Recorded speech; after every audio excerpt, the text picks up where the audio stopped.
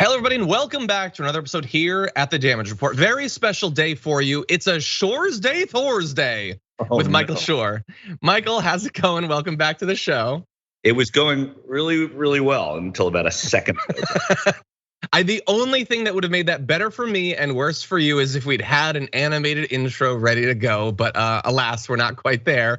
But anyway, Michael Shure has recently been freed up a little bit to come back to TYT, his true family, and we've been very glad to have him back. And it's always a treat to get to do a show with you, Michael. I love doing it. This is home. Thank you. And you've been doing it since the beginning, basically. Oh, and one day I wasn't there on the first day. I started on the second day. So that's just always got to burn just a little bit. Do they lord it over you? Right. One less day that I got to spend in Jenk's apartments. There you go. Yeah. Well, TYT is about to hit a big milestone, by the way, entering into the 20th anniversary. So that's gonna be exciting. We'll have more info to come on that. But it's a particularly good day to have Michael on the show today because we have a lot to talk about, including updates on the Senate Judiciary Committee, what they've found out about Donald Trump and the DOJ's actions leading up to inauguration, and of course, leading up to the insurrection itself, some spicy stuff there. Updates on the Texas abortion law, as well as Manchin and Sinema have spent the past couple of months figuring out different ways of spitting in our face, and today they've got new ones. So Manchin's got a sort of policy-based one. Sinema's got just a sort of personal little thing we want to show you. So those will be fun. And then once we get into the latter half of the show, two things to look forward to. So one is, meanwhile, in news from around the world, we've got some stories there for you. And then we're gonna have Anna Kasparian debating Ben Shapiro. So that happened earlier this week. We've got some of those videos. We're gonna be taking a look at those and discussing them. You know that that's gonna be fun. So please hit the like button, share the stream if you haven't already, so that people know we're live. And with that, Michael, you ready to jump into this thing? Let's do it. I'll see if I remember how. Okay, I think you're experienced. The Senate Judiciary Committee has released an interim report on what Donald Trump was doing or planning to do to try to stop Joe Biden from becoming president. And there's some spicy stuff in this. Days before he left office, President Donald Trump was weighing a last-ditch effort to force the Justice Department to do his bidding and overturn the election results. He almost went through with it, but was talked off the ledge when his White House counsel called it a, quote, murder-suicide pact, and he and his deputy threatened to resign. So that's strong language. Apparently, Trump repeatedly asked DOJ leadership to endorse his false claim that the election was stolen and declare the election corrupt. White House Chief of Staff Mark Meadows asked Acting Attorney General Jeffrey Rosen to initiate election fraud investigations on multiple occasions. So you already here have some people willing to go along with it, this so-called murder-suicide pact. Others saying, no, if you try to do this, we will leave the administration and presumably bring their story to the press. Not only these high ups, but potentially more people in the DOJ. There could be these mass resignations. So we have a lot more details on this. But Michael, I'm in a bubble. We're all in bubbles, I guess. I'm in a bubble. I was inclined to say I'm shocked at how little people really care about how far this went or how close we came to a more significant constitutional crisis. Am I right? Do people care? Do people remember? Have we just moved on? You've been traveling all over the place. What's your perception? I think the people that care, if that's understandable. Meaning that I don't think there are a lot of people to convince on either side. I think the people that have their heels dug in, sadly, on behalf of Donald Trump, are not going to waver. There's no new evidence that could possibly, if January 6th didn't change minds, then knowing how it was facilitated is not going to change minds. And it's a terrible truth to have to reckon with, but you still have to follow it through. Because justice, knows no friend, right? I mean, they have to be able to push through with what they find, whether or not it sways public opinion. Right now, you have Republican senators, Republican congresspeople, many of whom were elected before Donald Trump even announced he was running for office, who are adherent to what he did and how his demeanor has survived his administration. It doesn't matter. I mean, it's going to hurt them. I still believe in the long run, and I think that this will be a historical historical blip to a certain extent that's going to infect a certain segment of the Republican Party. But I think after that, you have to be able to push through this and go after the people who did wrong. And it also makes people look better. Jeffrey Rosen looks a lot better than he did to me when he was Attorney General, since I know more about this. So it also, as horrible as it makes a lot of people look, it makes some people look a little better. Yeah. Some of the people that look worse would be the right-wing media that has been covering for this from the very beginning. The sort of, it's not even a 1-2 punch. It's like a 1, 2, 3, 4, 5 punch of all the different ways they tried to stop Joe Biden from becoming president, from legitimizing the court cases that went nowhere. They lost literally dozens of them. This stuff behind the scenes, I'm going to make a bold prediction that Laura Ingraham, Sean Hannity, Tucker Carlson, Ben Shapiro, Matt Walsh, all of them will not do 5 collective seconds covering this.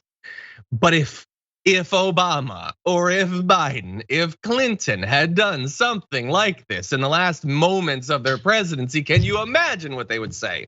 Now, if you were to pin them down and throw this in their face, they would say, well, it's different. And what's different about it is the election was stolen, which is of course frustrating because they have thus far, with about a year, have not been able to put together one shred of evidence that there was some sort of impropriety that materially affected the outcome of the 2020 election. But the assumed corrupt nature of the election has provided license not only for what we've found so far, and even if we find worse, if there's emails released of Trump saying literally, I'm gonna steal it and I need your help, like they wouldn't care.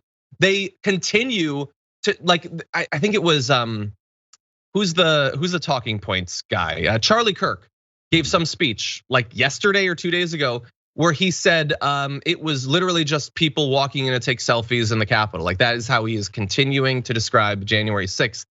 And I get it, they're not legitimate, but they have a lot of people that believe them, and no amount of evidence is gonna fight back against that. And that's incredibly frustrating. Andrew, the stakes. A Republican representative from Georgia is the one who said that it was just tourists being tourists, people going through being tourists. And there was very little blowback. There were some chuckles, but there was very little blowback except from some Democratic members of Congress. And to go to your point about Fox News and whether it was Obama, I mean, we could whether it was Obama all day long about so many things. And it's not that there isn't a media that points out the faults of Trump, but there is a media that disproportionately defends him or ignores those things. And that is where the whole media bias thing has it wrong, that people that say that there's this left-wing media bias. When something happens to someone on the left, if it were Donald Trump on the left and these were legitimate concerns, and concern is a light word, but charges, that you would have a media in large part going after and looking for answers from the person, as opposed to the defense that you get on the other side. Now, of course, people defended Bill Clinton for what happened in the Oval Office and his extramarital affair. I think mostly because, and it was partisan, but mostly because it rose to a different level. It was unseemly. It was all of that, but it's a little different than what we're talking about here. Exactly, yeah, and look, I think that there is, look, I can't speak for everyone, there are crazy people out there, but I think that there is a level of consistency there. Donald Trump has, in terms of scandals like this, the most substantive level of scandals, the Ukraine and all of that, the election challenge. He also had the scandals around extramarital affairs. Who was Rashida Tlaib trying to impeach him over the affair? No, nobody was trying to do that. Now, the hush money payments that seemed to be campaign finance violations, there were certainly talks about that. But we do actually focus on the most substantive parts. Now, that said, I wanna make sure that you know as much as possible about what has been revealed. So we're gonna push through a little bit more of what's been released in this interim report. So Jeffrey Bossert Clark, a Trump ally, told Rosen he would decline Trump's potential offer to install him as acting attorney general if Rosen agreed to publicly announce that the DOJ was investigating election fraud and tell key swing state legislatures they should appoint alternate slates of electors following certification of the popular vote. That to me is honestly probably the most important part of this, that one of the goals was to have official DOJ sanction for the rival electors that were in the addled fever, riddled mind of Trump, the plan for Pence to overturn the results, to effectively try to throw it to the House of Representatives or whatever. I don't know what part the DOJ has in any of that hypothetically, but that was the goal. Get the DOJ to say that these rival slates of electors from places like Arizona and others are like, we want you to send those, giving a pall of legitimacy to them, and then that would potentially be used to have Pence refuse to certify the results, and a billion different weird steps after that. Supposedly, the Republicans in the state legislatures or the House or whatever would make Trump president. So that is very significant. And again, thankfully, Rosen was not down for that. He wasn't down for it, and to his credit, and it is very significant, as you say. But what should concern all of us is that there are people that think that this is okay, and the more that this becomes okay, the more that's what our future looks like: a further politicization of election boards and panels, and that's what is dangerous here. That this is an idea that's in the mind of a lot of people who think it's a pretty good idea, and it's not just about Donald Trump; it's whoever the Donald Trump would be in that particular election, and they are going to try and manipulate the way we vote in this country for a long time, as long as more people are voting and voting rights laws are relaxed, and that's what they're trying to tamp down on. Yeah. Well, there's two more bad people I want to make sure that we focus on. One of them is Trump, who allegedly, according to Donahue and Rosen, told DOJ leadership, "You guys aren't following the internet the way I do." I don't know what that means. I don't know if that's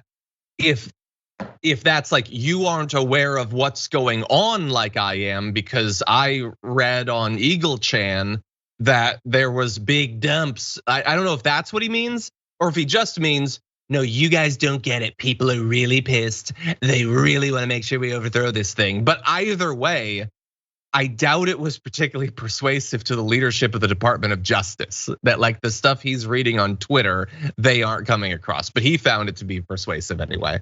What's great is that you don't sound like Donald Trump, but you sound like Alec Baldwin doing Donald Trump. No, that's the worst. I know. I don't accept it. But it's true. And that was how John stopped doing it. Anyway, but it's not just him. We also have William Barr.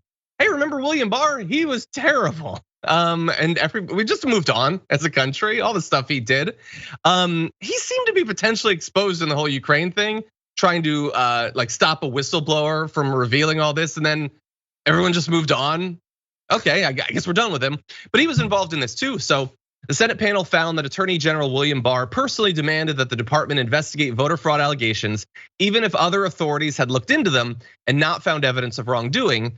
These allegations included a claim by Rudy Giuliani that he had a tape that showed Democratic poll workers kicking their Republican counterparts from a polling station and fraudulently adding votes for Joe Biden into the count. And the New York Times points out that as Attorney General, Mr. Barr weakened the department's decades-long strict policy of not taking investigative steps in fraud cases until after an election is certified, a measure meant to keep the fact that a federal investigation from impacting the election outcome. So, I guess you have your column of the people who look better, including Rosen.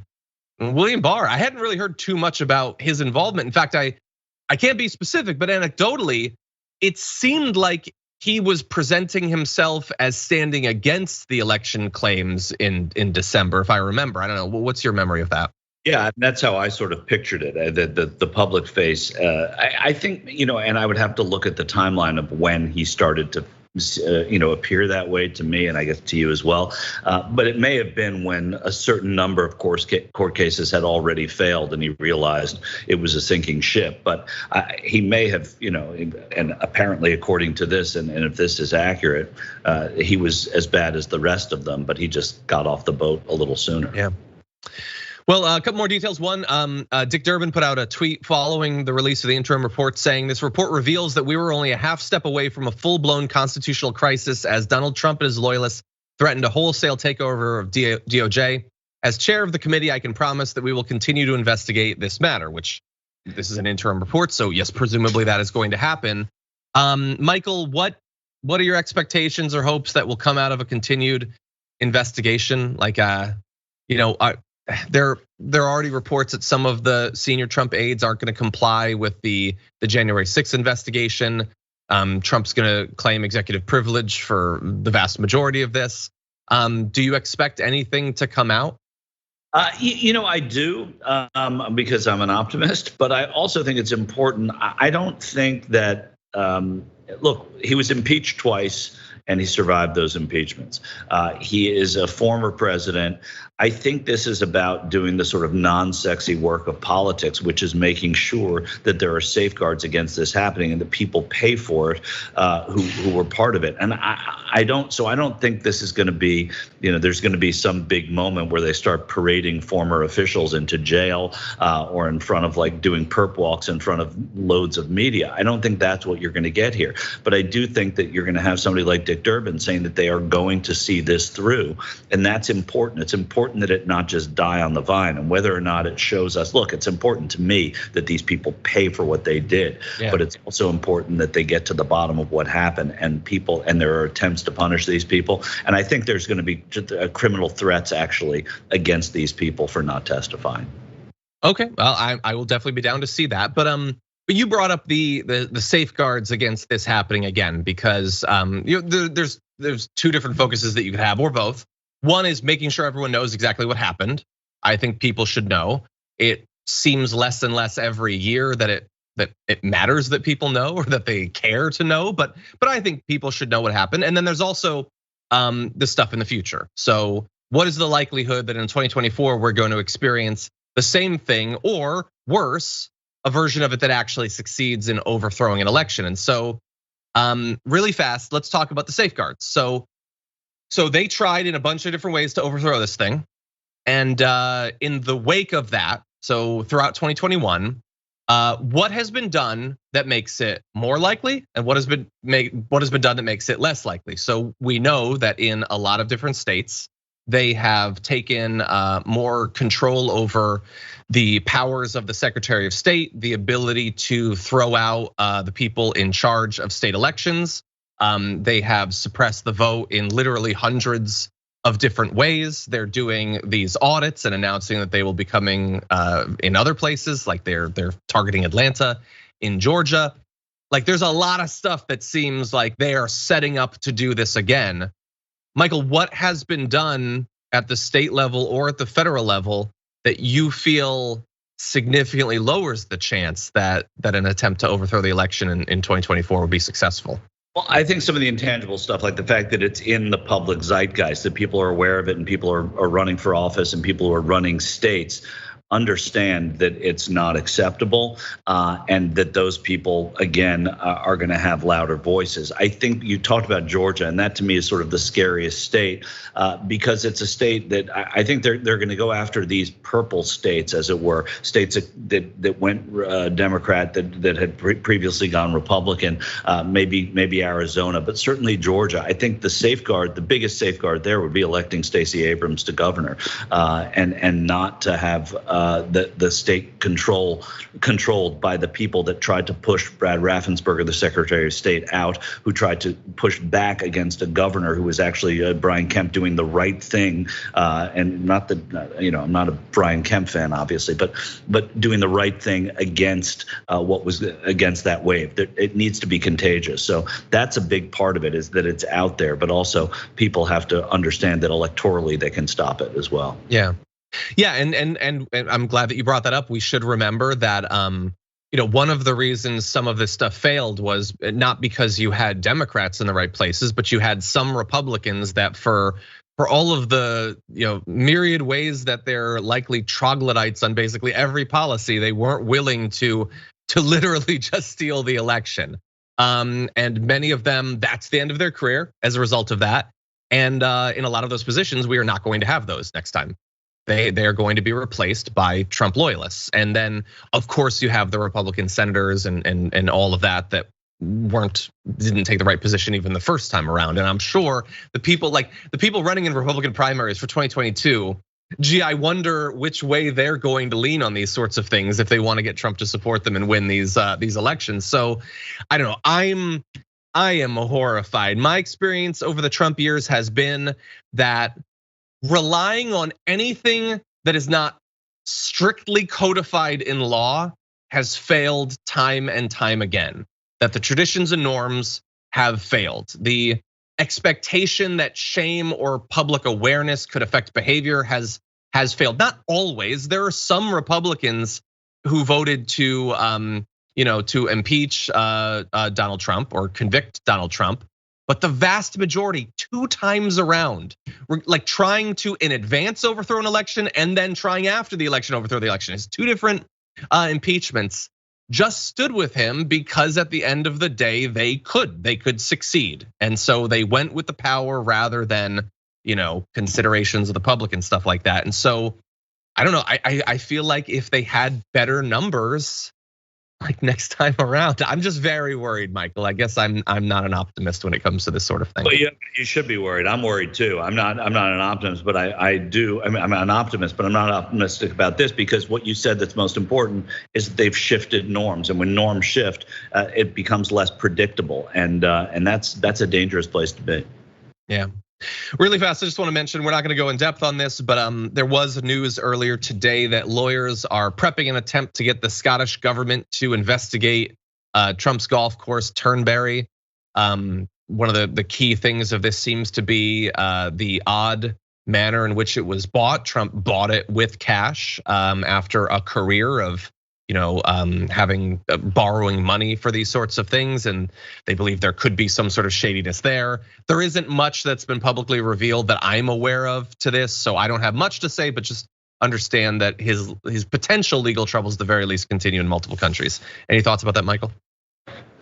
No, I mean, that's the stuff that could really actually get Donald Trump. Our business dealings like this, if the politics part is not going to be successful in getting Donald Trump or having some stink on him that people run from, at least in business, they're going to. He's already dropped out of the Forbes 400, which is, the worst thing that could possibly happen to him. Yeah, it's an early bit of Schadenfreude here at the Damage Report. But anyway, and I'm just gonna throw this out. It was just one of the lingering thoughts. Sometimes I get nostalgic. Robert Mueller never made Trump testify in person. Isn't that crazy in hindsight? Like a multi-year investigation into all of these alleged crimes. His lawyers just submitted some vague answers written down. It's amazing. Anyway, okay, we have a lot more to get to, but first we are gonna take a break. I'm gonna answer some of your questions, comments, and concerns. We'll have more news after this.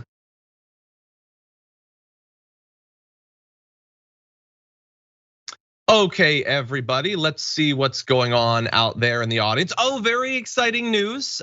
So if you were watching the pre-show on YouTube, you already know this. Well, first of all, let me dial back a second. Let me rewind a sec. You know that we do a pre-show on YouTube, right? I don't know if you do. Maybe you're watching on the members app. Maybe you're watching on Twitch. You might not know that, but at some point before the show each day, youtube.com/The Damage Report, I cover a bunch of other news. We chit chat and stuff like that. It's a live stream. If you sign up for notifications on YouTube, you might get notified about it. It's a crapshoot, but isn't it fun to gamble? So go to YouTube and sign up for that. That said, we did announce the deployment of a new emoji, the purple dragon. You probably barely remember what it's a reference to now, but it is a fun, colorful dragon. It's available now on YouTube, so I can see Realan's deploying it there. So if you become a member at any of the tiers, you get access to all of our emojis. That said, exciting news for later on today on the Young Turks with Cenk, as well as Michael Shure. Former presidential candidate and new head of a political party, Andrew Yang, will be appearing on the show to discuss his new book Forward and presumably some other things too. That's at 6 p.m. Eastern time, 3 p.m. Pacific time. Michael, are you excited to talk once again with Andrew Yang? I know he's a guy that you've talked to a number of different times. I mean, he's a nice guy. He's a good guy to talk to. He's an interesting guy. But I hope that we're going to challenge him a little bit on what he's doing and what he has done in terms of understanding the motivation behind it. I'm very curious about that. And understanding the like literal structure of elections and all that. But anyway, he's a nice guy. I've interviewed him not nearly as much as you. Okay, so let's see. Over the super chat, Gabby says, "Hey, Gabby says, yay, it's Michael Shure, the only one in all of TYT who has ever pronounced my name correctly. I'm not saying anything except for what I'm saying." I believe I have, but now the pressure is on me, and someday. Anyway, Vicky Gray sent a big super chat saying Anna rocks. Thank you. Anna's not here to actually see that unless for some reason while on vacation in Florida she's watching this show. Please tell me, Anna, that that's not happening. But we will be talking about Anna's debate with Ben Shapiro a little bit later on, so that should be a lot of fun. Let's go down to Twitch with Husky Dragon, who says, Dragon Squad, seriously, we need to talk about how progressives need to take over the political conversation and start controlling. Almost every single one of our initiatives can get back to national security, and we need to start pushing that narrative. Explain why food insecurity, lack of access to healthcare, lack of access to education, lack of investment in green energies, whatever, are national security threats. I agree, Husky Dragon, it could be stressed more. I think it is a part of the conversation. There's a version of that on the right. Like, have you ever Google like Trump's endorsement of candidates on Twitter back when he was on Twitter? I noticed he would list like 5 things they were good on or very strong on, and every single one of them had to do with guns, like a variety of different things that had to do with guns. So anyway, they understand that strategy at least. Ohana Dragon hit 7 months as a Twitch subscriber. Thank you, Ohana Dragon, saying 7 months on Twitch, many more as a website member. Love TYT and the community I've become a part of. However, I never officially asked, but can I be Ohana Dragon? No, I'm glad that finally after 7 months you asked, because no. Drew in Georgia said, no, of course you can, obviously. Thank you. Drew in Georgia also hit 7 months, says, woohoo! 7 months of telling you the truth on Twitch. Thanks TYT fam, so glad not to have to watch on YouTube anymore. Stay amazing dragons. Well, hey, nothing wrong with watching on YouTube, but Twitch is also fun. So thank you for that. We do have more comments. We'll get to those in a little bit, but first, more news coming at you after this.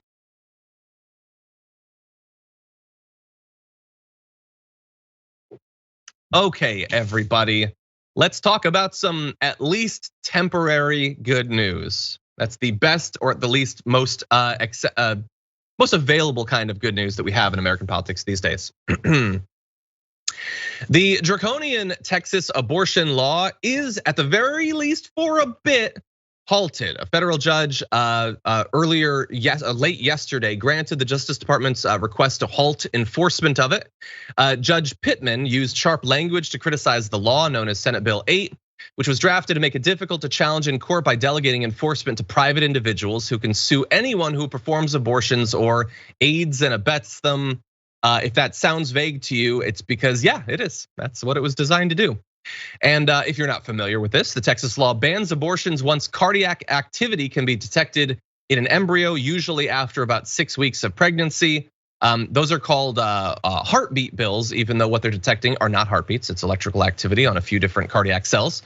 Healthcare experts say women may not even know they're pregnant during that time frame, and the law makes no exception for pregnancies that are the results of rape or incest. It made no exceptions for women's constitutional rights. Why should it care about those things?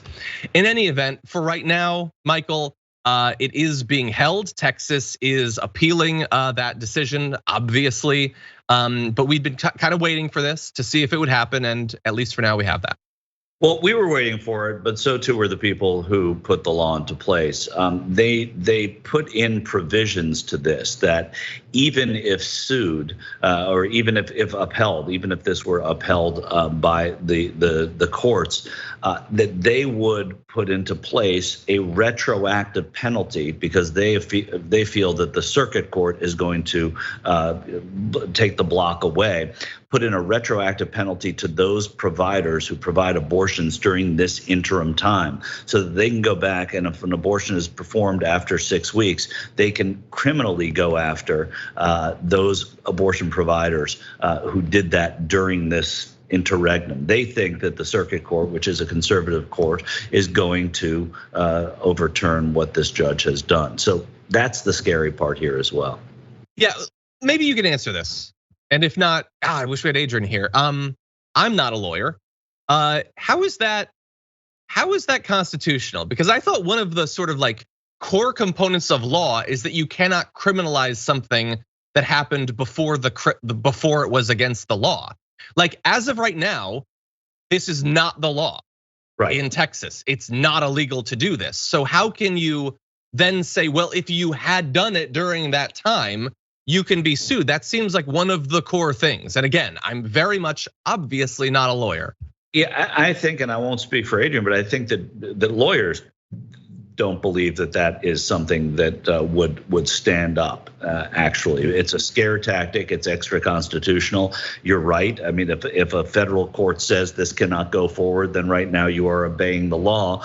If you do what they say, what they want to make illegal, until such a time as it is. So retroactive punishment for a time where it is legal seems extra constitutional. It's a scare tactic though, and it's probably a good one. Yeah, well, so someone said you can't put into a law that the law still applies if it's struck down. Yeah, because even that component has been struck down, at least temporarily. Yeah, the entire, and look, and theoretically, if we're onto something, that could be used to knock down the law. But look, what we are in some ways criticizing is the sort of like intellectual or philosophical honesty of the bill, which is, it's not designed to do that. It's not, they're not making it be. They didn't do the $10,000 bounty system because they thought, we've really thought about it. And we think this is consistent with American legal principles, and that's what we need to do. All of this is strategic. The battleground that they want to outlaw it everywhere at all times. And this is basically fun and games until the massively conservative Supreme Court takes it up.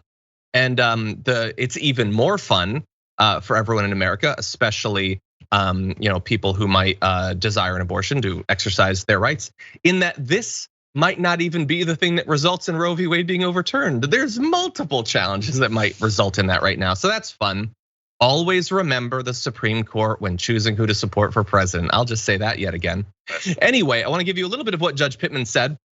From the moment SB 8 went into effect, women have been unlawfully prevented from exercising control over their own lives in ways that are protected by the Constitution. This court will not sanction one more day of this offensive deprivation of such an important right. Yes, and that is good. It is good to have someone in a position of power that thinks that women losing a right that they've had for half a century is significant. I would love to see more politicians doing that. Maybe the ones that control the country. That would be great, to take it seriously. We haven't really seen much of that. Instead, we get to have a debate about the Hyde Amendment in the infrastructure bill. We want to send a very clear message to the women of Texas. Though we are not Republicans, kind of agree with them on some things. That's always fun. Anyway, Texas has appealed to the US Court of Appeals for the Fifth Circuit, quite conservative. Supposedly a decision on this on the appeal could come as soon as a few days. So, if you're gonna have a party over this, do it tonight because it might not last the weekend. Any final thoughts? Yeah, I mean, you're absolutely right. It probably won't last the weekend, or it'll last the weekend and not much past that. And this is all headed to the Supreme Court, and whether or not the court takes it up is a different question. I think a Ginsburg-less court is something that John Roberts knows that he may not want to oversee when it comes to Roe v. Wade. He may not have an option if there's a preponderance of cases. But I do think that that's what they're after here. They're after reelecting, getting conservative Christian voters to the ballot box. Is to reelect a Republican Congress and Republican governors next year, and to test the Supreme Court. Yeah, and look, I'm curious to see what's going to happen. It is an incredibly ideologically conservative court. They didn't bring Amy Coney Barrett because she's just the best of the best or whatever.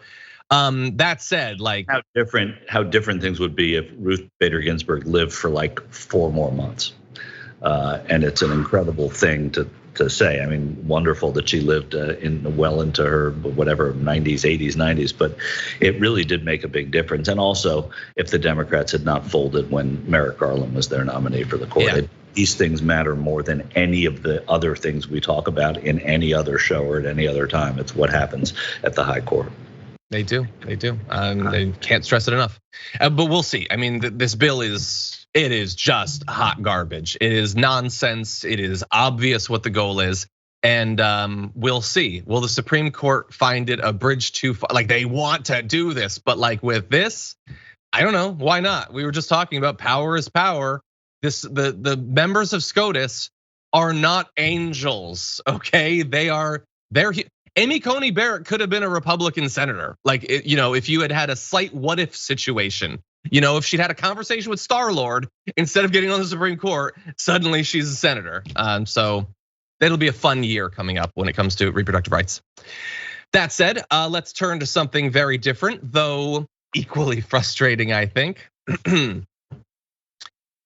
What does Joe Manchin want when it comes to the reconciliation infrastructure bill? Well, he's got a fun game. He wants progressives to pick just one of President Biden's 3 signature policies for helping working families and discard the other 2. If only they had a movie with this sort of as its core, like, I don't know, like Manchin's Choice, something like that. So this is what Axios says. By the way, Hans Nichols, the person who wrote this article, is the person who wrote all that fawning coverage of Kirsten Sinema, so just bear that in mind.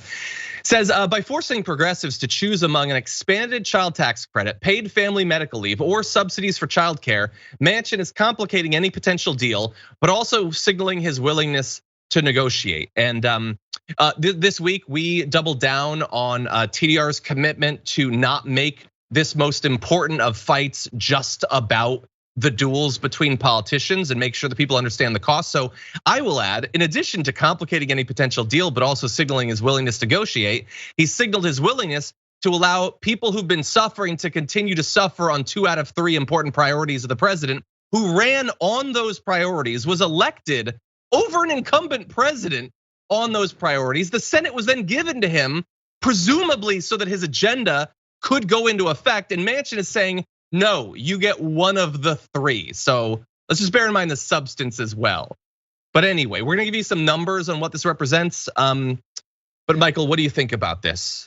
Like, I mean, first of all, I think it's a juvenile way to do politics. I think it's torture to force your colleagues to have to do that. That's not the way things are done. You don't go into a jury room and average out what 12 different jurors think the award should be in a case and then come up with that number. That's not how it's done. This isn't how it's done either.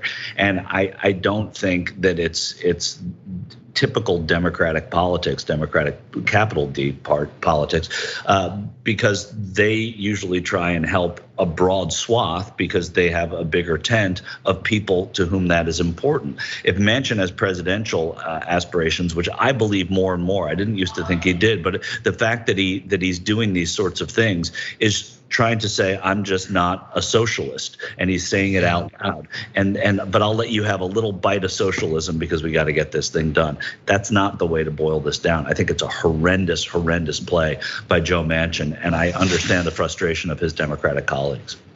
Yeah, it's childish. It's just cruel. Just take one of the 3. I don't care.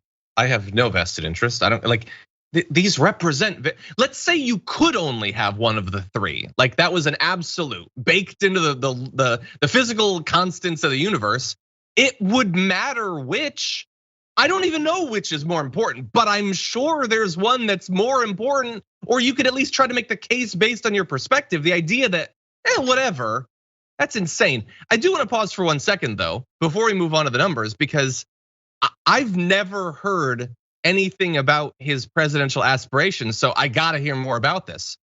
Well, who would he be running for? Well, I mean, I think that he probably fancies himself, and some people do, as a candidate who could win Republican votes and win Democratic votes as well. And so I think to that extent, that's where his appeal would lie.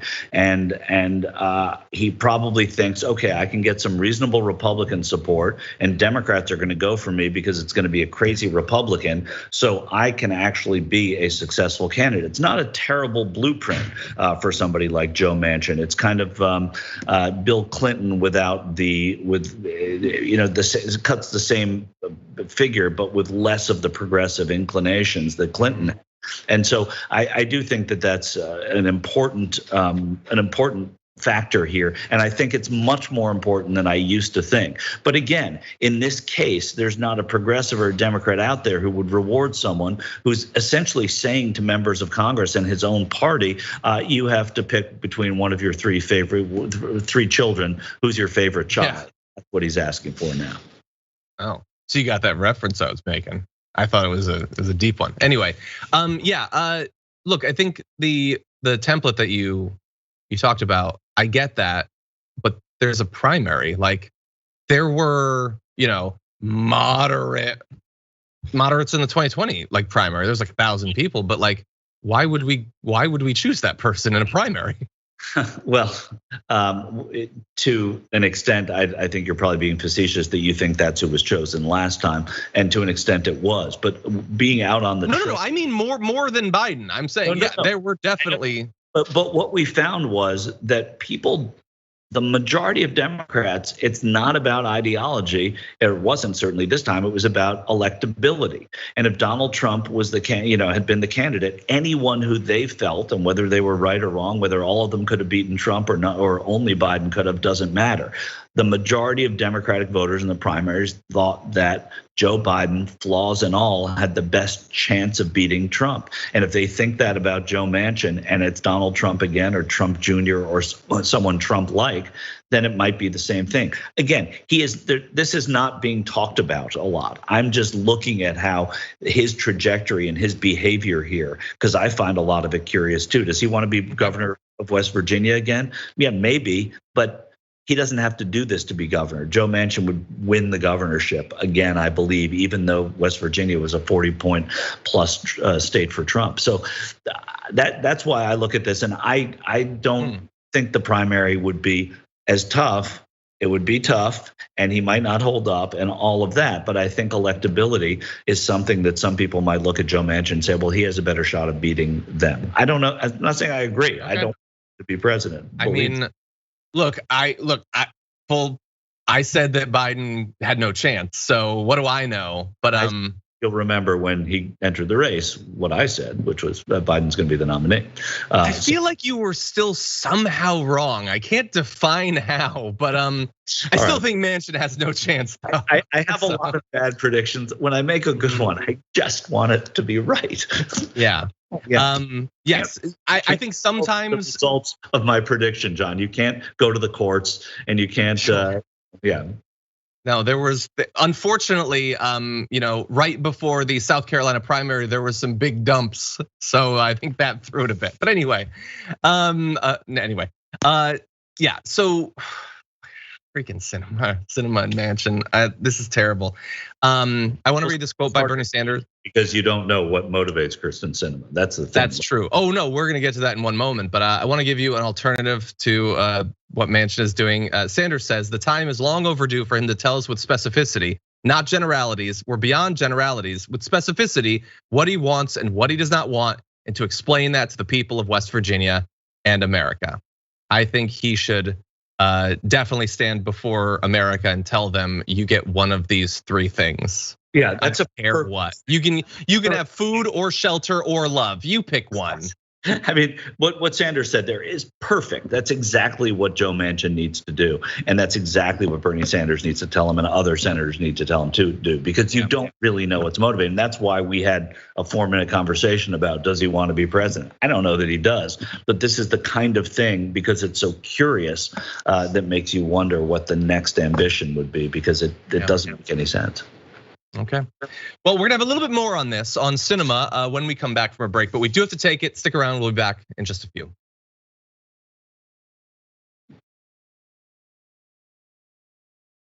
Okay, everybody, let's see what's going on out there in the audience. Oh, by the way, you know what's gonna be going on for the audience later on today on Twitch? Reactions with Ray Vana. You can look forward to that at 1 p.m. Pacific time, 4 p.m. Eastern time. Very exciting. Over at twitch.tv/TYT, you can hang out with Ray Vana. Let's see. Told you about Andrew Yang. That's gonna be a lot of fun. Man, Thursday's a big day on the network. You got reactions. You got the main show. You got Andrew Yang on the main show, and then you got Power Hour. That's gonna be coming up as well with Nina Turner, 8 p.m. Eastern time, 5 p.m. Pacific time. Speak truth to power, fight the power, get the power, use the power. I love that. I just want a shirt of just that. Now, importantly, this one is for the members. Many of you are already members. If you're not, you can go to tyt.com/join to learn more about membership and what you get for membership, including Power Hour, which should be a lot of fun. Okay, with that, let's jump into what y'all have been talking about. Candidate Dragon on the member comments says 2020 facts, Texas should have considered 64K CPS cases 251 kids killed by abuse, 30K plus in foster care. It seems that Abbott cares more about forcing children into this world and less about their actual life. That is true, but in his defense, he is focused on his other priorities, like eliminating all rape. How's that going? Has he done a lot since that comment a few weeks ago? No? Ugh.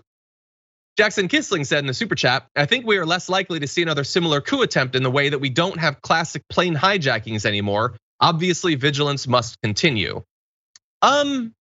Sure, I think the bigger threat in theory is an election that is close, but states like Georgia and Arizona and maybe Pennsylvania go for the Republicans following increased voter suppression. And that's not even like directly stealing an election. You stole it years ago. We just don't know until the effect of the policies go into effect. But that said, I don't rule out them doing their rival slate of electors. What would have been the case if they had controlled all branches of the government, on the 6th? Yeah, it's a mess waiting to happen. Okay, Billy Bear the Bear Dragon says, Mr. Shure, are the TYT kids doing all right? I don't know exactly what that means. That means, man, you're old. What the hell are you doing on this network? Yeah, the TYT, the kids are all right. That's a Who album for you, John. They were a band before you were born. I have heard of whom you speak. Right. Okay. But no, are the TYT kids doing all right? Sure, they're doing unbelievably well. I think they're trying. They're trying. How to how to answer that? I mean, obviously, except for Jesus. There you go.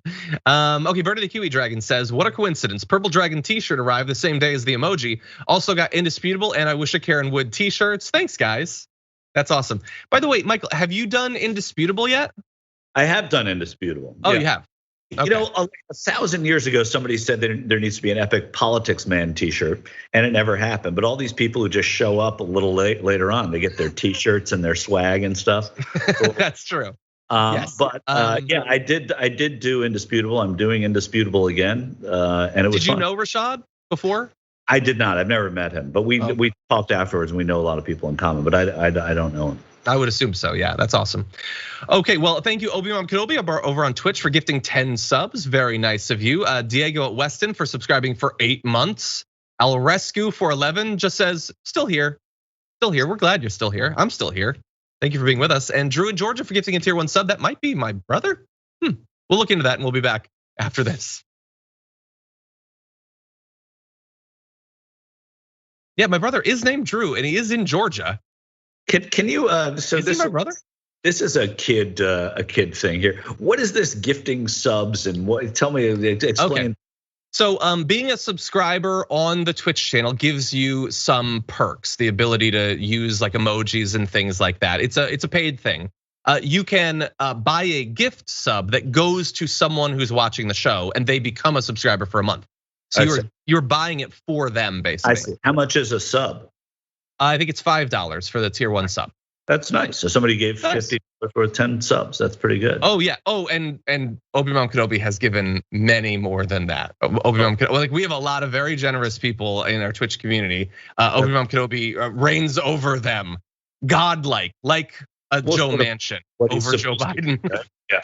What's that? That's what he's supposed to do, right? Exactly. Okay, couple things we want to get to in what remains of this first hour. So why don't we, apologies, jump into this. In fact, you know what? Let's go directly to this video. And it went up to bring them back. So we call that the Mayo Shuttle. I love it. Hi. Thank you. Hi there. Hi, Congresswoman. Who are you gonna leave out for the Build Back Better Biden agenda? Can you talk with us, please, today, Congresswoman? Senator Sinema, would you please tell the majority of Americans who support Build Back Better why you won't vote for it?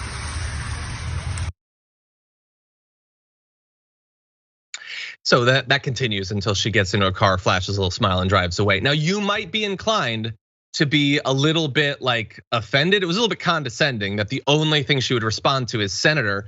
But I actually like it. She does in fact remember that she's a senator. I hadn't been sure recently. I'm glad to have that confirmed by Kyrsten Sinema. Well, Michael, it annoyed me too, because I hate when people do that. Like, I mean, I was like, I hadn't seen that clip, and I was thinking, she's a senator. She's a senator. That's the only thing that Kyrsten Sinema's done in a while that makes me smile. But yeah, I mean, this is out of hand. Yeah, we talked about it just a little while ago. We don't know at least with Joe Manchin, even though it's muddled and hard to understand. He does give you updates on where he stands on this stuff. And with Kyrsten Sinema, you don't know any of it. And is it just a power play? As a matter of fact, she could actually be bluffing. Mm-hmm. Way and then come around. We don't even know that, but it seems not, because so many senators have said there are two senators that stand in the way. So yeah. Can I? I'm going to reveal some ignorance, I guess. So generally, when you say congressperson, you mean someone who serves in the House of Representatives, but she is in Congress, right?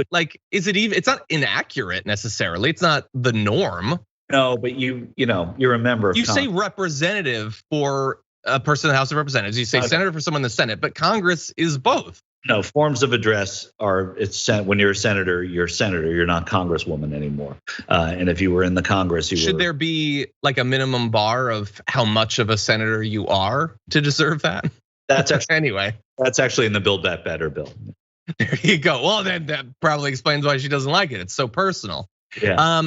And also on the personal angle, who else isn't a big fan of Sinema, at least seemingly in this. So following the protest of the young woman who followed Sinema into a bathroom, there was an email exchange between Senate Democratic leadership aides obtained by Axios, reveals that Senator Bernie Sanders withheld his name from a joint statement declaring protesters who'd done that and filmed her while using the restroom, being in the restroom. I don't think she used the restroom. Anyway, as plainly inappropriate and unacceptable. So he withheld his support for that letter because it also wouldn't include a rebuke of her political views. So apparently what they wanted was a preface which said, while we hope Senator Sinema will change her position on prescription drug reform and support a major budget reconciliation bill, blah, blah, blah. So that was supposed to be the bargain. But apparently an aide for Senator Cory Booker said Booker would not accept the edits. He did not want references to how she was trying to tank Biden's agenda. What do you think about that? I mean, if I had to vote, I'd probably vote for Booker there. I think you got to make the point about how inappropriate it is to follow someone into a bathroom and do that. We all know where the party is on Sinema, and to make it about the policy. I mean, I wouldn't have spent even as much time as I've spent answering your question just now on it. I just think that you make your point and then you move on, and then you can excoriate Sinema for other reasons that are substantive, but this is a general sense of decency thing. Sure. Super fast. Final point on this. I'm just curious. I've been going back and forth on this. A lot of people come on the show have. Manchin or Sinema, who's more annoying? Or insert whatever word you want. But who gets your goat more during this whole thing? Well, Manchin, because he's more powerful. That's why he's taken more seriously and he's more powerful and he knows better. Sinema has been kind of a bit of a gadfly all along, and I wanted her to win and an important part of the majority and all of that. But I think Manchin he can do better. Okay. I think if Manchin, I'm really torn. If Manchin moves, Sinema follows. I don't think there one senator. It wouldn't be 51-49 with Sinema holding out. It just wouldn't happen. We'll see. Okay, really fast, final story to close out the hour. Let's jump into this. When you think of One America News, what do you think of? I don't know, maybe you think of insane questions to Donald Trump in the White House press room. Maybe you think of Tomi Lahren. I think she got her start at OAN. Do you think of AT&T? Well, maybe you should, because this week we found out that AT&T has provided tens of millions of dollars in funding to OAN. In fact, representing 90% of its revenue from a contract with AT&T-owned television platforms, including DirecTV. This is according to an OAN accountant in sworn testimony from 2020. So on the funding side, AT&T is, from what OAN is saying, very important to them. But also in terms of the creation of the network in the beginning. So Robert Herring Sr. is the founder of OAN, said they told us they wanted a conservative network. They only had one, which was Fox News. I dispute that.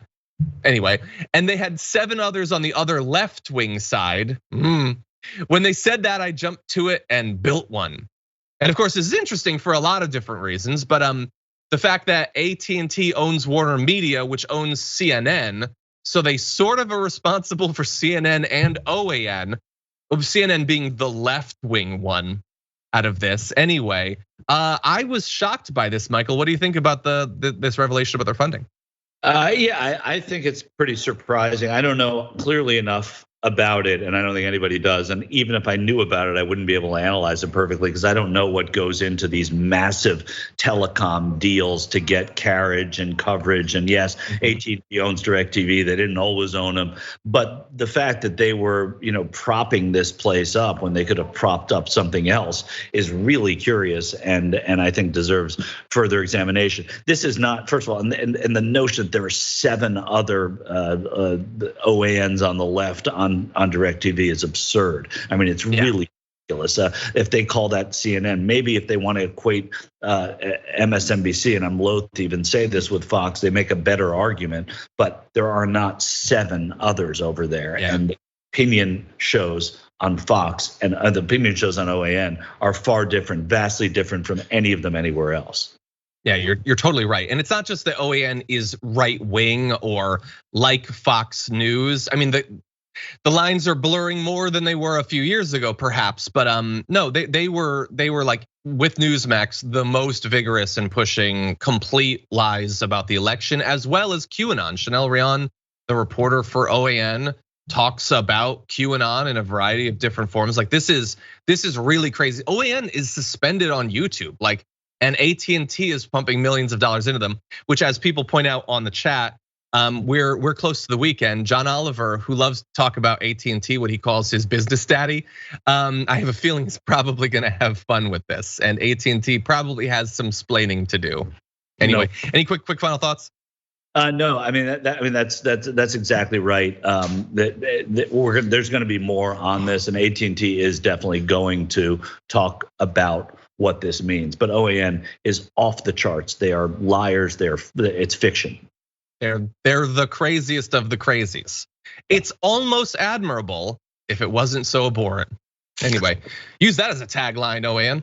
Anyway, okay, so if you're watching on our linear platforms, thank you so much for watching. We appreciate you being here, but that is the end of our first hour. If you're on the Members app or on YouTube or on Twitch, we've got more news, including Meanwhile In, as well as Anna Kasparian's debate with Ben Shapiro. That is coming up after this.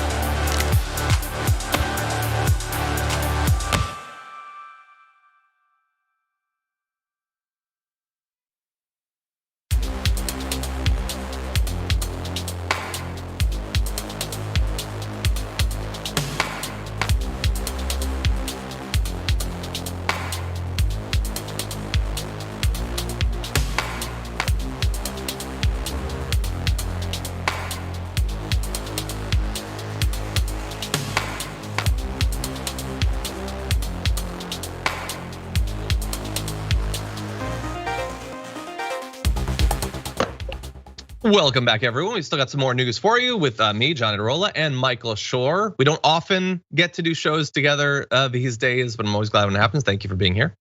It's great to be here. You know that. And before we jump into the news, I do want to read a few of your comments. So I saw on Twitch, Ecstasy Evie says, make Manchin pick only one of his donors. I don't think he'd abide by that. Let's see. Back end named Tony says, yeah, I'm sure there's more than 3. Mark my words, Manchin and Sinema both flopped to the GQP in 2022 after the elections. I'm gonna guess that you don't expect that they will switch parties. It doesn't really behoove Manchin to. I mean, look, if the Republicans win the Senate and they don't want to be in the minority, I could see Manchin switching parties possibly, but I don't know. I don't see. But he didn't previously. No, he didn't previously, but maybe now he could argue that it was too tough a road to hoe, and the Democrats are what the Democrats are. I'm speaking as Joe Manchin. That's true. And then finally, Keyjohn says, we all need good news. Catherine Hahn's Agatha Harkness is getting her own Disney Plus series, Agatha All Along. I did see that. That is exciting. Are you a MCU Disney Plus watching person? I know you have a young son. Is that I do. Resulting you watching this? He's not that young or that old, so he doesn't watch. No, and no, I don't. The short answer, no. Oh, okay. I mean, I'm not with any hostility, but I just. Anyway, okay, let's see. Strayak says, I feel this needs to be echoed. Compared to Sinema potentially hurting millions of people for apparently no reason, following her into the restroom is a small thing. I know, it's been said. But that's true. But there is still like it ain't right, is what it is. I mean, and so that's why they're saying this thing. People have to have boundaries, and there's plenty of space in which to criticize Kristen Sinema, like all the time. We provide that space for 90 minutes a day, actually. Right. Okay, with that, I don't think we need to announce anything else. So, by the way, did you know we're a podcast? You should by now. But if you don't, we are. And you know where you can get it? All the places they have podcasts. Search for The Damage Report. It's fun. We have fun every day coming up with fun titles for the show. So that's a little fun thing for you. Anyway, with that, why don't we do this? Are we ready to go, Sophie? Okay. It's time for news from around the world. And meanwhile, this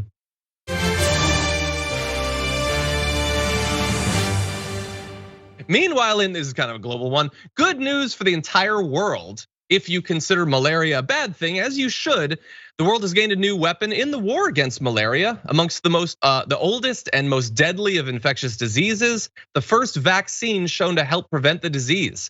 By one estimate, it will save tens of thousands of children every year. And the director of the WHO's global malaria program said it's a historic event to have a malaria vaccine that is safe, moderately effective, and ready for distribution. In addition to being the first vaccine specifically for malaria, it's also the first vaccine ever approved for use against a parasitic disease in humans. Previously had to use something like ivermectin.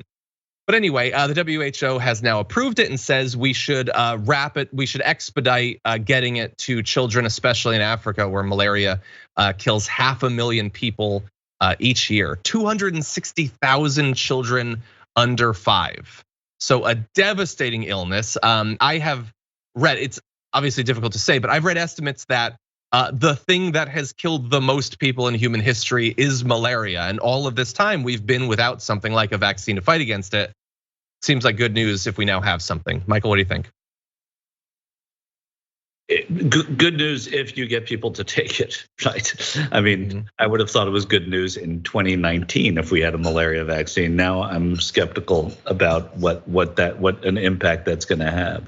Yeah, well, we'll see. Hopefully, I mean, maybe there's less politicization since malaria has been around for so long and the death toll is so devastating.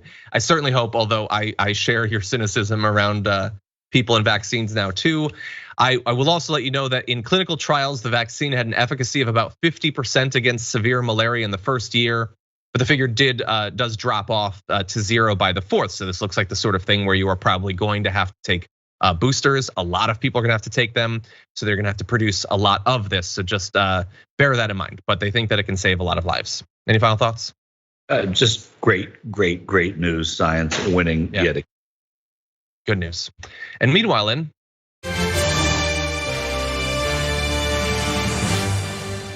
Meanwhile, in Panama, the sort of news that isn't often focused on, more than 50 migrants have died since just the beginning of this year while trying to cross the jungle in Panama in an effort to reach the United States. This area is the most dangerous part of the journey through there to the US. There's natural threats such as snakes and difficult terrain, as well as criminals who routinely rob, rape, violently attack or murder individuals. And the reason I want to talk about this is we know that a lot of people die trying to make dangerous crossings, whether it's to the United States or across the Mediterranean. A lot of deaths, people trying to get out of Syria. All over the world, you can find these dangerous places where lots of people die. And it is easy to see these huge numbers and just think, well, it's an intractable, impossible problem. It's statistics at this point. But I think like a group of 50, we can see that and we can think about that. These are people who entered a jungle and died. And what I can't help but think when thinking about these 50 individuals is what has been said about people like this for years and years and years, but throughout this year by the media in the United States. The demonization of people like this, the basically making them pawns in a supposed, in a conspiracy theory of wanting to replace good white people in Iowa with migrants. No, these 50 people did not get a letter from Joe Biden, Kamala Harris, and George Soros asking them if they'd like to change the composition of America. They desperately wanted to get here for their own reasons, for them and for their families, and they died in a jungle trying to get here. And there is not 1 ounce of empathy for any of the individuals, the entirety of all the people who've died or suffered all along, but they are real people who are suffering horribly, both before leaving and trying to get here, and we should acknowledge that.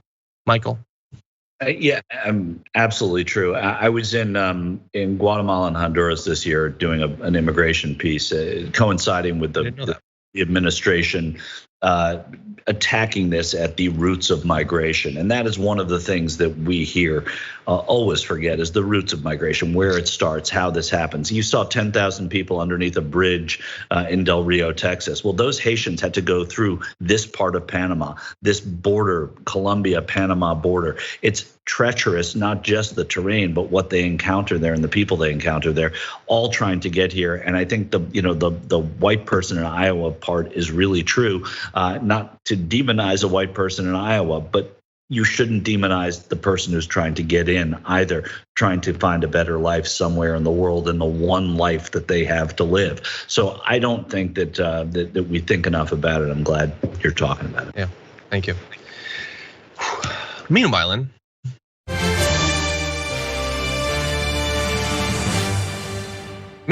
in Italy, and you'll soon see other places as well, the climate is still going to hell and records are being broken constantly. So let's talk now about rain. There was an intense complex of thunderstorms stalled over northwest Italy earlier this week, unleashing a 12-hour torrent unrivaled in the history of the tracking of weather in Europe. Over that period of time, there were 29.2 inches of rain in just 12 hours. That is a lot, okay? That is more than half the typical amount of rain that region gets in an entire year. Like for some context, 36 inches is roughly equivalent to the average rainfall one would expect in Seattle in a year. We think of Seattle as a rainy place. Think of a year of rain there. They nearly reached it in half a day in Italy. And as a result of that, dozens have had to be rescued after reports of mudslides and flooding in this short period. Like, we have to get more and more specific, Michael, to even find records to be broken, considering what's been going on with the climate recently. What are your thoughts? I mean, it's example after example, and I mean, there's not much I can say in this short time, but look at the pictures and see what is going on around the world. Yes, this is one town in Italy, but next week it'll be a town in Paraguay. The following week it'll be a town in Nepal. I mean, this stuff is happening with greater regularity, and that can't be ignored. And I say encouragingly that it's being ignored less than it has been in a while. And the question. Sure. is it too late? And that's something that we don't know. And certainly you've worked on this for a long time as an issue, John. We just don't know. But we certainly took too long to even get to the incremental place that we are now. I agree. And you predicted there that next week it'll be a different place. Actually, 2 days earlier it was. Meanwhile,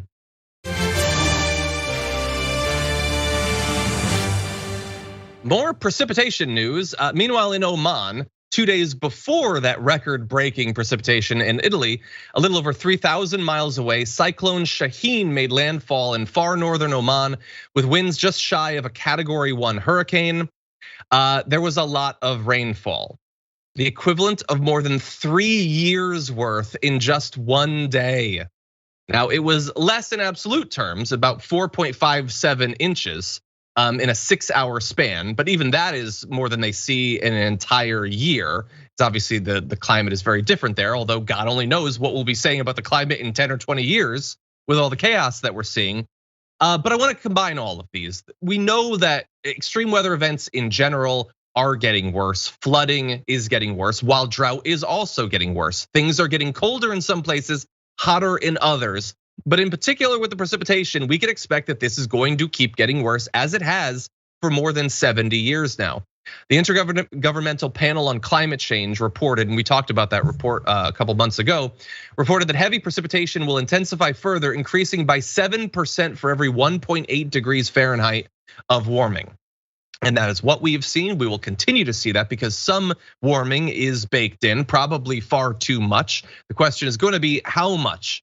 And based on that, how much of this insane precipitation, flooding, droughts, mudslides, all of that are we gonna see? Michael? Yeah, again, I mean, this just furthers the conversation we were just having. We see it in one place, we see it in another. And I guess the blessing is that these tragedies turn into opportunities, and it's opportunities for us to act, and all over the world. So, yeah. And look, there's an oil spill. What is an oil spill off of the coast of California? It should get people to work on that, and why this is an oil spill in its own way, and it's spilling everywhere. Yeah, someone pointed out in the chat, Red Light Robot says LA had rain and sideways lightning. So I saw the sideways lightning in LA. I didn't know that was so. I mean, I guess I've never seen it before. Is that particularly rare? I don't know. We're gonna have to look into that. It was weird here. I don't know what it is. I mean, lightning in Los Angeles is rare, but that was cool. I don't know that it has anything with climate change. That's true. But this stuff does clearly. This is the skies opening up and doing it with greater regularity in extreme ways. Agreed.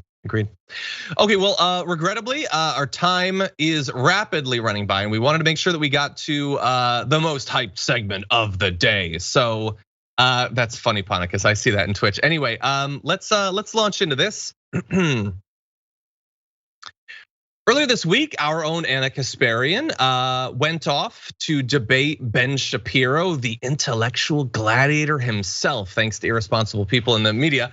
Anyway, she went into hostile territory to have this debate, and we want to show you some excerpts from that debate. So let's launch into some of these videos.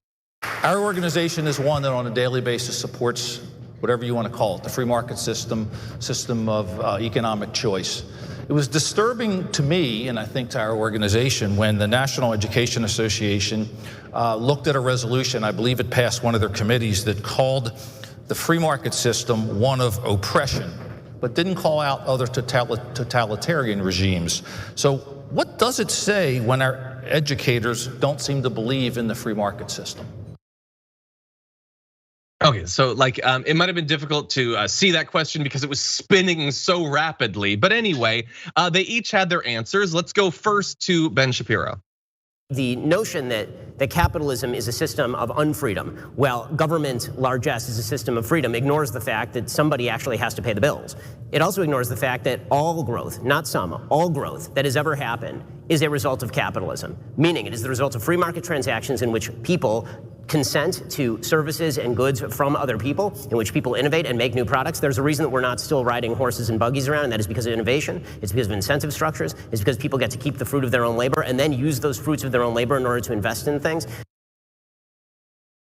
I don't know how Anna kept it together during that, both for the substance of what he's saying and then his whole thing. Either of those things would have set me off, but she was able to keep it together. Before we analyze though, let's go into what Anna had to say. The idea that, children or students in this country are taught that capitalism is evil is new to me, because I certainly did not get that type of education. Quite the opposite, in fact. Freedom is an interesting way of framing it, because the fact of the matter is, if you are financially stable, if you are, in the top 10% of this country, for instance, you probably feel incredibly free. You have options, endless options available to you. You probably have a nice nest egg. You have a little bit of that economic freedom. It's such a good point. Oh my God, about what? Ben Shapiro is always gonna do fine. He gets massive support from wealthy people. He feels free, he feels comfortable. But people who are desperate, who are making minimum wage, they have far less effective freedom in what their life is going to look like. Anyway, I don't want to drone on it. Michael, what do you think about their alternate answers to that question? Well, I'm just going to talk about Anna's. I want to talk about Ben Shapiro. Anna gave a great answer right from the outset, and that is to dispel these scare tactics and the bullshit that the other side, says about these about what's going on. She said it right there. Nobody's being taught that capitalism is evil, and that's the bottom line here, is that these people have to understand that that's not going on. You're chasing an enemy that isn't there, and that's the problem. But enough people believe what that questioner and what Ben Shapiro would say about it, that it becomes a really onerous task for someone like Anna to sit there and tell them that. But it's true. Yeah. That's the most important thing she said.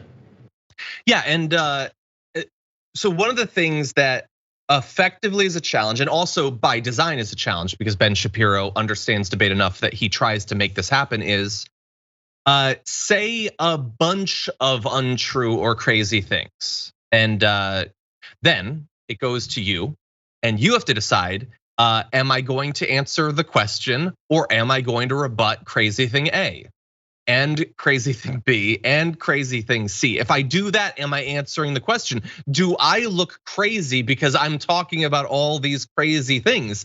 And that is by design. It's the Gish Gallop, I think, is the thing that they call it. It's just throw out a bunch of crazy and then make the person have to chase after all of it. And if they miss any of it, then they're gonna look bad. It's important to say it really quickly. Exactly, so I'm saying it really quickly. Yes, that is 100% true. And then I'm glad that she fit in a response to the just stated idea that no, kids are trained to be commies in public schools across. What are you talking about? Like, who has had that experience? It is not true, and I'm glad that she pointed that out. But then there's even more fundamental things. So she has to answer the specific question, but I'm sure she would also love to respond to some of the implicit lies that Ben Shapiro was saying, or at least ways that he either truly honestly misunderstands everything about what we're talking about, or at the very least wants the audience to misunderstand. And it's fairly fundamental. He thinks capitalism is this thing. This is capitalism. It has these characteristics. It involves this thing, and you're trying to sully it. Rather than capitalism is an incredibly complex system that has a variety of gives and takes of regulations and freedoms that vary by state, by time, by individual, by industry. It is not socialism, and then here comes the capitalism and the socialism. They're going to hit each other. That's not how it works at all. It is a bargain. We advantage workers sometimes in some ways. Then we go through eras where we don't see that as much. We can get into why that is, what effect capitalism has on politics that produces that.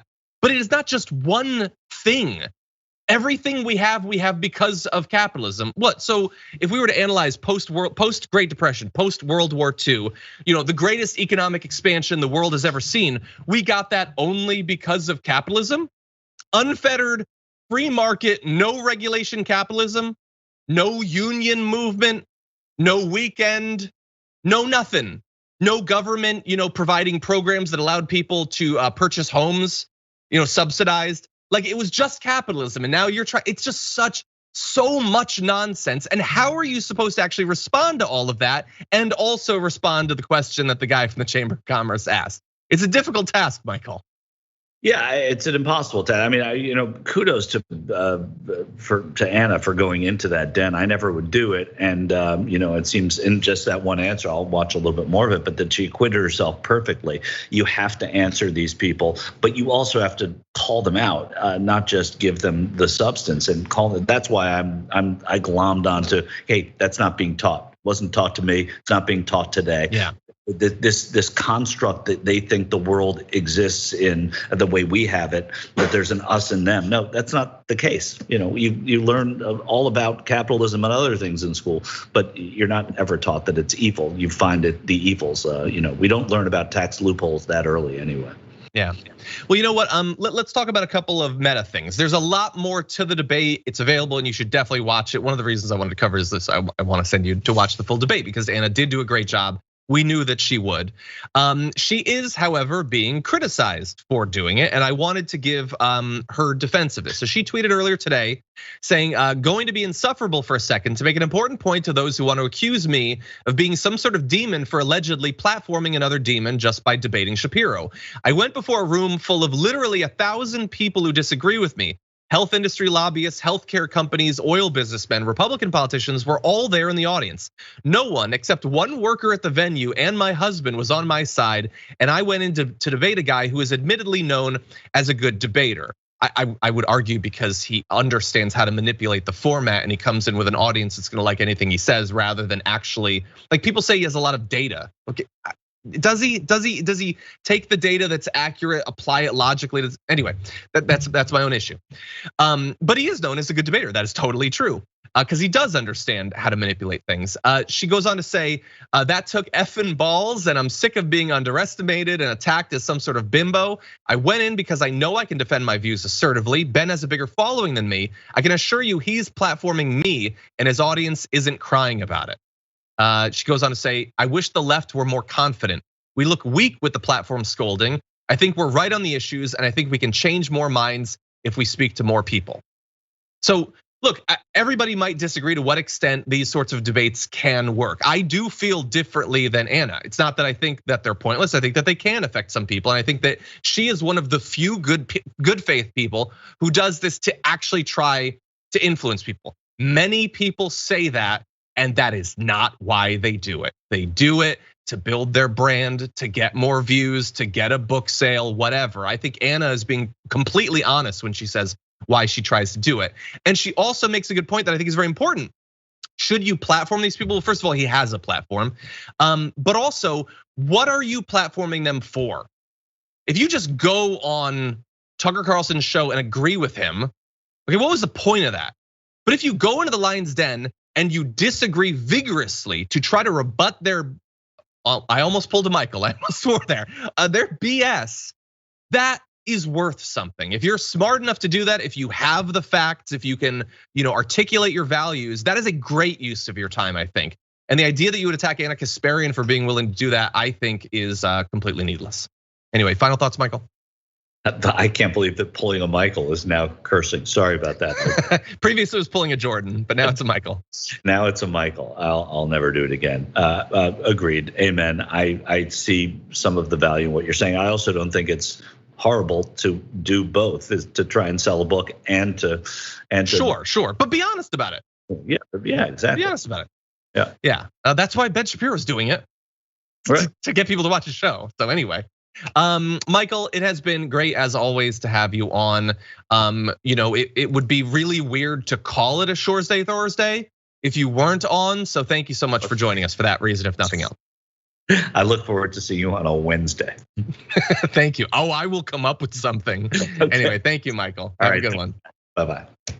And for those of you at home, thank you so much for joining us. Tomorrow we don't have Brett, but we have Jason Carter. We're gonna be throwing away some garbage people. The Friday shows are always fun. It's gonna be lots of fun with Jason Carter. And you can take part right now by going to the community tab at youtube.com/The Damage Report and voting for the TDR Community Garbage Person of the Day. I can only imagine based on what we've been talking about so far this week, and I can't wait to see what you all come up with. Lots of content coming up today. We've been talking about it throughout the show, but Indisputable is up next.